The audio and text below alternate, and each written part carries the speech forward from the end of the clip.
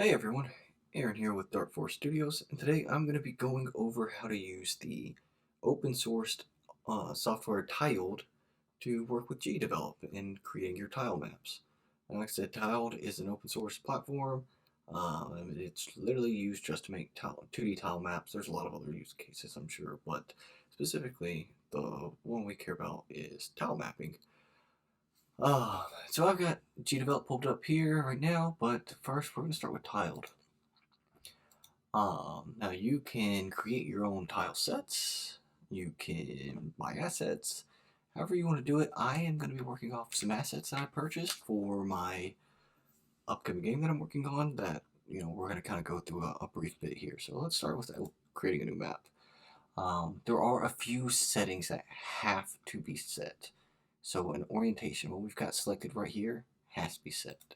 In terms of tile formatting, I believe the only one that is not supported is the standard compressed. I'm just going to leave it as CSV. For the sake of this, to make it a little bit easier to read, I want to change this to 10 by 10 tiles, and we'll leave 32 by 32 just to make it nice and blown up. Alright, okay. So we've got just a small little tile set here, nice and easy to work with. Now we need to input our tile set. And I'm just going to call this tile set, and we are going to leave this at, 32 is fine. Let's browse. So I'm going to got a tile set here that I'm working with. I'm going to grab this, and I'm going to select embedded in map, and I will explain. Actually, I'll go ahead and explain it. So we want to embed in map. So when we set our collisions up in tile map, or tiled, I'm sorry, when we set our collisions up in tiled, we can transfer those over into GDevelop, and we'll get into how to do that. Alright, okay, cool. So now we've got a couple objects here, or tile sets. So we're going to actually click this edit button, and we're going to grab these three. So let me zoom out just a bit here. That'll work. So let's set our collision. So how we want to do that, we've got a couple options up here because we're in collision editor now. So when we click to edit them, when we would click on any of them, we will go into collision editor. So with the collision editor, we've got a couple ways. If the blocks are more tricky, we can kind of create a layer or a drag and drop on what our collision should be. But when they're more rectangular and square shaped, we can actually just hit this guy right here, detect bounding box, and it'll detect our shape and get rid of the white space here. So I want to name this collision, and we're also going to give it the class collision. Naming it just so I can keep up with it, but the class is important. So we'll keep that there. That was this one. Let's see, same thing. Can we go snap it? Perfect. Collision, and we'll get this one. Again, snap it, grab it right, and collision. Whoops. Collision. Alright, perfect. So, we've got our tile set, and we can come back over to our map here. So, what we're going to want to do, and I may already have it turned on, we're going to want to view, show tile collision shape. So this makes sure we've got our collision set. We're going to grab this guy, we'll drag a couple of these over. We'll drag this guy over so we can see the outline, dotted outline here. So that means that everything's working at that, and we'll throw that there. Cool. Super simple. That's what we're going to keep it with for the sake of this tutorial. Alright, so now we want to export these bad boys. So I want to export as. I'm going to change this. So first I need to export it as a .tmj file. And we're going to call this tilemap.tmj.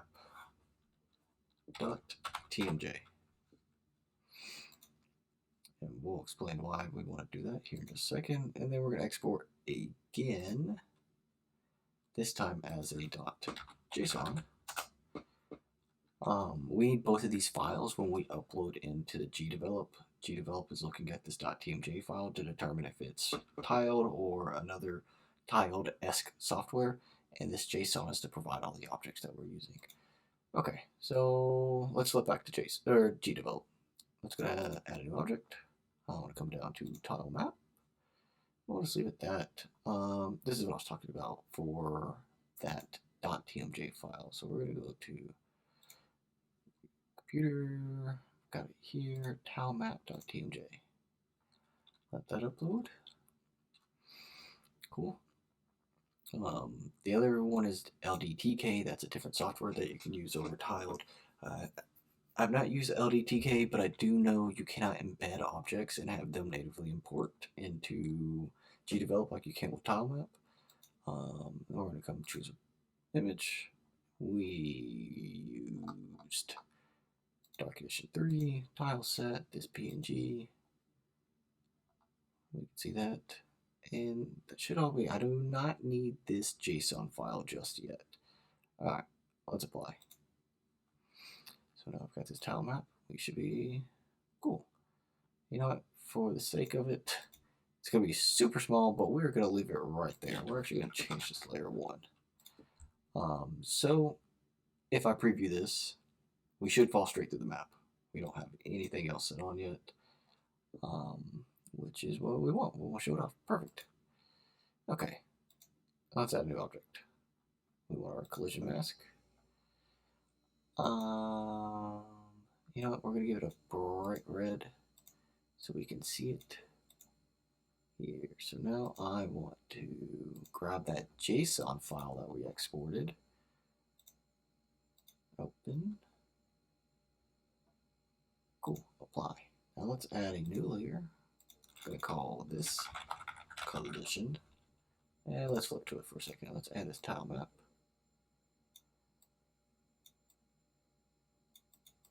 Okay, that was actually a bad idea. I cannot see that at all.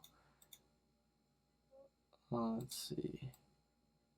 Maybe make it kind of black. Yeah, that'll work. Or it won't. We're struggling here. Oh, also, the other thing we want to do, that class we named it, collision. Let's add that here. I totally misspelled that, didn't I?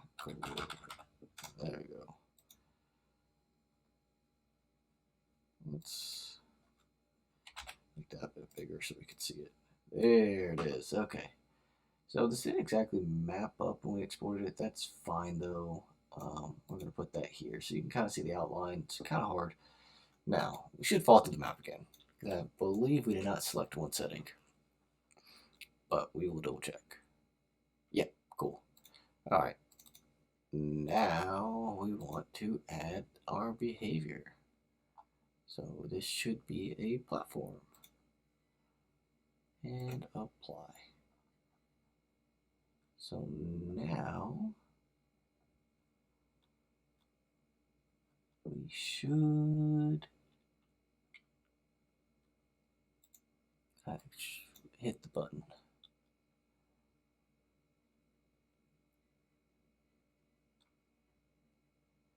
So, alright, this is actually something I ran into earlier with my testing where we just bounce around. I am not 100% sure if this is a bug. If someone in the comments knows this better and knows exactly what I did wrong, please let me know. But fear not, there is actually another collision method. So we'll close that out. For the sake of this, we're going to delete this object. Yep. And then we're actually going to come back here. Let's expand this. So what we can do instead, let's add an object. Let's add tiled sprite. Let's just create here. We'll select our paint tool. Let's just pick a color. This little yellowish color will work. Save. I'll call him collision. And save. So make sure we're on our collision layer. And let's come here. Add this guy. We will drag him over. Duplicate. Oh, we definitely duplicated the wrong one. Delete that. Duplicate this guy. So we'll come here. Shrink that down. Come here again. let's hide this layer. And then let's go back here. Add apply. And now we should be golden. Yep, so that worked. We're able to jump over. Everything is honky-dory. So those are the two options. Like I said, that embedded option, I'm not 100% sure what's going on that. I'm gonna have to do some more research. I noticed it when I was playing around before I set this tutorial up. Again, if anyone in the comments knows better, please let me know, and I will actually add a second part to this, redoing that. But this is the quick and dirty. I actually kind of preferred the method of using just a sprite and adding collision.